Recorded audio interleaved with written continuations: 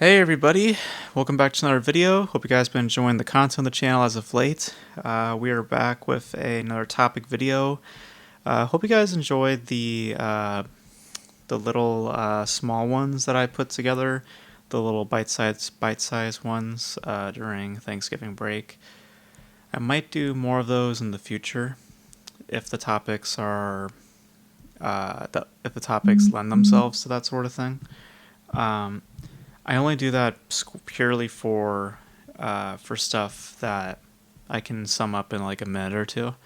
If I have to do it any longer, like say this video, then we just do the normal format as we usually do. So for this week, I need to talk about, or not need to, but I want to talk about this fucking snake in this con artist, we'll say, who goes by the name Carl Erik Rentz, who is most known for filming a movie called 47 Ronin, not the original 47 Ronin, the 2013 version with Keanu Reeves. He has a history with Netflix that was just talked about on the New York Times. I'm gonna read it to you guys now. You have to create an account through New York Times, which I'm not doing that. Thankfully, my phone overrides that, so I don't have to do that shit. So I'm gonna be reading it off my phone here. So excuse me if you just see me reading off my phone here, but I just started reading this and I was just like, what the fuck is going on? So I'm gonna read this and we'll see what the hell is going on, and just to illustrate, how actually most people in Hollywood are all sleazy and to some extent con artists, but there's people who just blatantly, just take money from the system and not, turn it to their own, to a certain benefit. They just basically just steal money, which is what this guy apparently did. So I'm going to read here. So the title from the New York Times is The Strange $55 Million Saga of a Netflix Series You'll Never See. So here's how it starts. So near the height of the streaming boom in the fall of 2018, a half dozen studios and video platforms lined up to woo a little-known filmmaker named Carl Erik Rentz. He had directed only one movie, 47 Ronin. It was a commercial and critical dud, and Mr. Rentz's tussles with his producers had raised eyebrows, even in an industry where such conflicts are the norm. But Memories in Hollywood, I'm not familiar, by the way, with whatever happened between him and his producers. I don't know what it's referring there. But Memories in Hollywood are short, and the demand for new content was intense. In just a decade, the number of scripted TV shows had soared from 200 to more than 500, with new streaming services from Disney, Apple, and NBC Universal on the way. I'm curious if they'll bring up the strike, because obviously the strike affected, how many of those shows are still being developed. So, amid the feeding frenzy, the project that Mr. Rentz was pitching, a sci-fi series about artificial humans, AIs, became a hot property. After a competitive auction, Mr. Rentz and his representatives reached an informal 8-figure agreement with Amazon. But before they had a chance to put it in writing, Netflix swooped in. Sydney Holland, the company's vice president of original content at the time, called Mr. Rentz at home on a Sunday and dangled millions of dollars more, as well as something studios rarely give directors, which is final cut privileges. Which is true, because the producers are the ones who usually get the final cut, say, not the director. So Netflix won the deal and would soon come to regret it. So the project with Mr. Rentz has turned into a costly fiasco, a microcosm of the era of prolific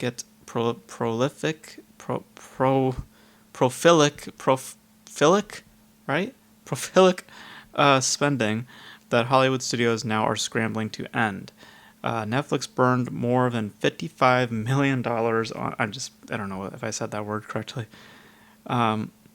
burned more than $55 million on Mr. Rentz's show and gave him near total budgetary and creative latitude, but never received a single finished episode.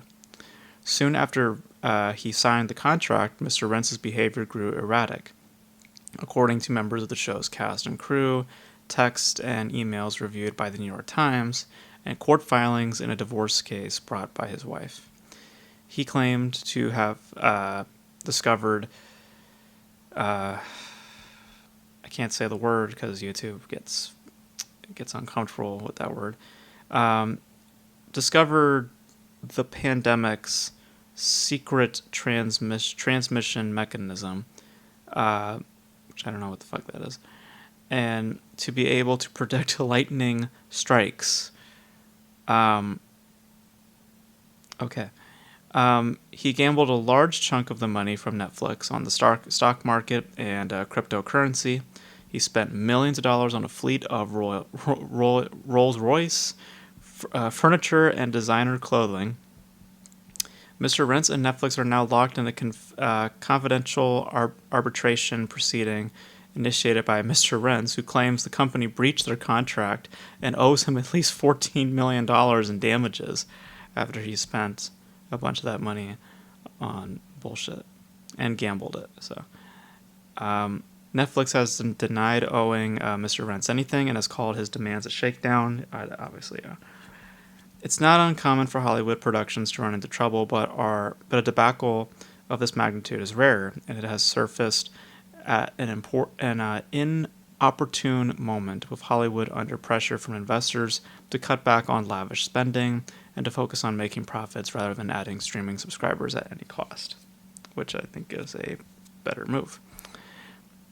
That squeeze is only expected to intensify. Hollywood studios' recent agreements to pay writers and actors more are likely to further pinch profits. Yes. Mr. Rentz declined to respond to a detailed list of questions. In a recent Instagram post, he said he did not cooperate with the Times because he expected the article to be inaccurate. He predicted that it would discuss the fact that I somehow lost my mind. Spoiler alert, I did not. Okay. Thomas Sherian, a spokesman for Netflix, said the company had provided substantial funding and other support to Mr. Rentz's series, but, quote, after a lot of time and effort, it became clear that Mr. Rentz was never going to complete the project he agreed to make, and so he wrote the project off. There was talk that Mr. Rentz would direct a prequel to Alien, Mr. Scott's 1979 classic, but instead, Universal hired him to direct 47 Ronin.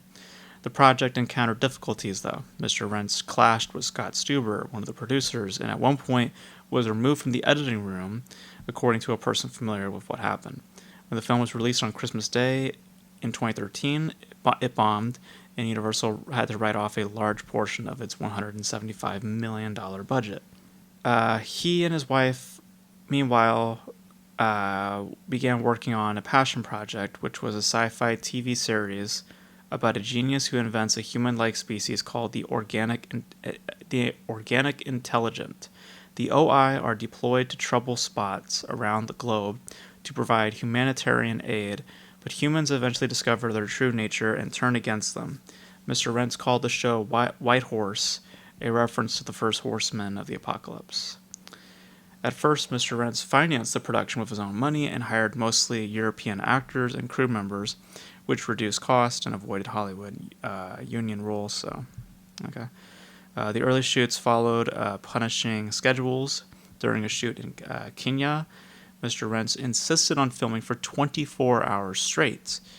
In Romania, the lead actress caught a hypothermia during a scene bare-legged in the snow and had to be rushed to the hospital. Mr. Reeves, the Hollywood star who had become friends with Mr. Rentz during the shooting of Ronin, came to his rescue by investing in the show and becoming a producer alongside Miss Ross, which was, I believe, his wife. I believe so. With the money Mr. Reeves contributed, Mr. Rentz finished editing 6 short episodes, ranging from 4 to 10 minutes. He used them to pitch the big streaming companies on a 13-episode, 120-minute first season. At that time, Streaming services were in an expensive arms race for content to attract new subscribers. They're still kind of in that space now. Netflix, in particular, was lavishing money and creative control on top creators like Shonda Rhimes and Ryan Murphy. Blah, blah, blah, blah, blah, blah. Mr. Rentz's pitch attracted interest from Amazon, HBO, Hulu, Netflix, Apple, YouTube. Amazon, which had shown its willingness to spend big by paying nearly $250 million for the rights to make a television show on The Lord of the Rings, which I don't think worked in their favor, from what I know, looked set to win the bidding, but Netflix snatched the project away at last minute, convinced it had the potential to become a sci-fi franchise as successful as Stranger Things. So, that's usually how companies work. They look at their crown jewel and they're looking for the next thing in line. So they thought this would be it. The company agreed to pay $61.2 million in several installments for the rights to the series, which it renamed Conquest, according to a November 2018 term sheet. The deal included two unusual clauses. Netflix gave Mr. Rent's final cut, a privilege it had previously bestowed on only a few directors, and it assured Mr. Rentz and Mrs. Rouse that they would remain locked for life to all subsequent seasons and spin-offs. So it's basically like, look, this is your bread and butter, we're not going to fuck with it. So, in granting Mr. Rentz such generous terms, Netflix ignored several red flags. One was the project's troubled past. At the time, Mr. Rentz was still fighting with 30 West and other early investors. They received $14 million of the $61 million from Netflix under a legal settlement. Another was the fact that the series didn't have a complete script. Netflix also overlooked Mr. Rentz's checkered reputation in Hollywood. It's very choice words there. In March 2020, as the pandemic was reaching U.S. shores, Mr. Rentz asked Netflix to send him more money. The company had already spent $44.3 million on Conquest. Mr. Rentz had missed several production milestones and was toggling between two versions of the script, a shorter one that matched the original 13-episode plan, and one twice as long that would have required greenlighting a second season. Netflix initially resisted Mr. Rentz's demand for more funds, but it relented when he claimed the whole production risked collapsing without an immediate cash injection. Netflix wired Mr. Rentz's production company $11 million, bringing its total outlay to more than $55 million. It gave Mr. Rentz permission to use some of the new money to do pre-production work on the longer version of the script. The caveat was that if Netflix didn't sign off on the expanded script after 5 weeks, Mr. Rentz had to use the rest of the money to finish and deliver the originally agreed upon first season. So basically, he is like working on two different versions at the same time, and Netflix is like trying to be peaceful, I guess. Like, all right, we'll help you out here, but it's like we agreed upon one vision here, so we'll give you this amount of time to get this shit airborne. But if it ain't going anywhere, then you go back to what we originally talked about. Mr. Rentz transferred $10.5 million of the $11 million to his personal brokerage account at Charles Schwab, and using options placed risky bets on the stock market, according to copies of his bank and brokerage statements included in the divorce case. One of his wagers was that shares of the biotech firm Gilead Science, which had announced that it was testing an antiviral drug on the pandemic patients, would soar. Another was that the S&P 500 index, which had already declined more than 30%, would fall further. Mr. Rentz lost $5.9 million in a matter of weeks. And then in the following few months, his behavior became very erratic. Like many people, he was deeply affected by the pandemic, and he espoused strange theories about the virus, and according to text messages and emails. And when Mr. Rush went to check on him on June 2020, he took her to a scenic lookout in the Hollywood Hills and pointed at planes overhead. They were organic, intelligent forces that came to say hi, he told her, according to Miss Ross's filing in the divorce case. He also sent her text claiming that he could predict lightning strikes and volcanic eruptions. So I think that's enough of that. So what you get from that is twofold. One, the guy is completely loon. I don't know where his head is at. But also that he is a very shady, that there's very shady people in the system. And this is one of them, just 55 million. And that dude was able to use it to his own benefit, or wire some of that money and use it to his own benefit. It's just like, surprised there's not like a lawsuit or something out there right now.